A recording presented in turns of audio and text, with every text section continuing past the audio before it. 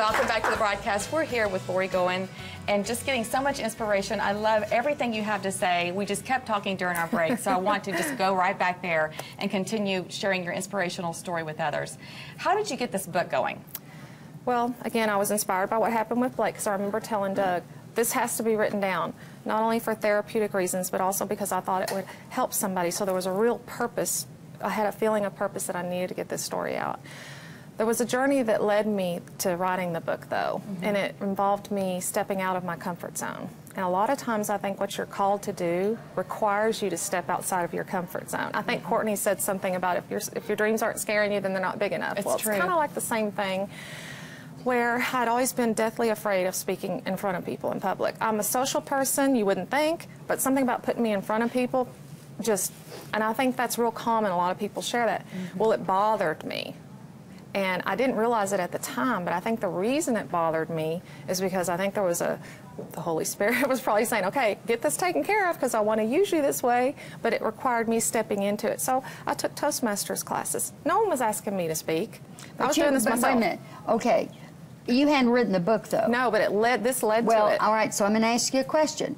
Did you write the book so you'd get more speeches? No. Are you honestly, sure? With all of my heart and soul, I wrote that book because I felt that he wanted me to, and I was just the vessel that was just okay. So for a reason, for a purpose. But you wrote the book to help others get through whatever chaos they're going through. But in the speaking world, a lot of people who aren't speakers write a book. They're told to write a book, which will then give them a platform to go be a speaker.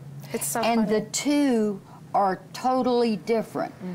Do you know what I'm saying? And I'm talking to you from a speaking standpoint.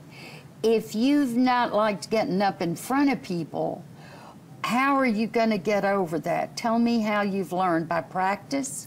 Well, it's something I always wanted to do. I just had a fear of it. Okay. I'd see somebody else speaking, and I'd be like, I want to do that, but I'm just too scared. You didn't feel that you'd be accepted?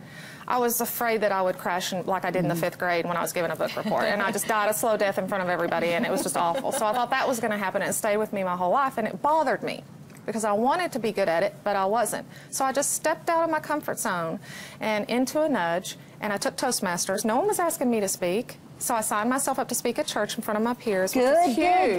Good. And then when I got some validation there, it grew my confidence because I always wanted to write. It led to this. Oh, yours led from speaking to the writing. Yes, and so then this really nice man at our church came up to me after I spoke at one of our classes, and he said, have you ever thought about doing public speaking? And I thought, me?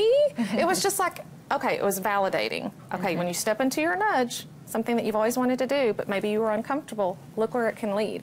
So then we met up at the church over coffee, and he said that he was in the publishing world. And I said, well, I've been thinking about writing because I feel confident that maybe people would be interested in what I have to say now. He said, just start writing. And that's what I did, and that led to this. Who edited it? Well, I had my own independent freelance editor. I had actually 2 people. Her name was Roseanne Catalano, and there's resources where you can go and find different editors, and you submit your manuscript, and they will bid on it if they want to do it. Not everybody will want to edit your book. Yes. And then they'll also give you a bid, and so you kind of go from there. But you have to know the person, because you have, if you're writing the book, you need an editor that can speak in your own voice. I just felt she was going to be good. This is in Laurie's voice. This book is in your voice. And I'm going to say something to you. You've got to tell us about Blake. How is he today? He's 100%. See? Awesome. He's 100%. Awesome. He had no lasting effects, which a lot of people that have ADEM, which is what he had, have residual effects, and he didn't. So we're very blessed. Her journey is beautifully written in this book. Laurie, whom you've just listened to, has a whole lot of things going for her. And one of the things I think is going to be the biggest is she'll be telling her story through her voice, not just through her words. We'll be back.